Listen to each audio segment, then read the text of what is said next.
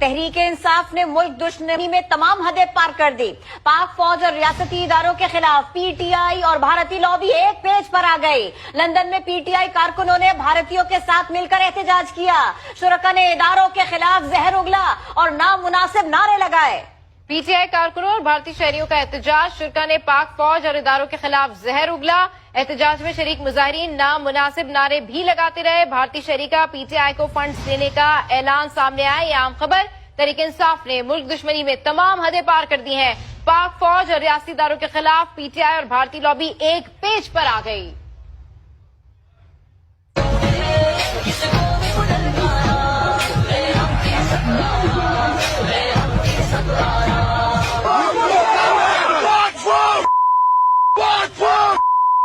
से कांग्रेस का youth icon हूँ। आज मेरा मकसद यहाँ पे आना पाकिस्तान बिल्कुल, मैं भारत से इंडिया से हूँ और मैं इसीलिए आया हूँ।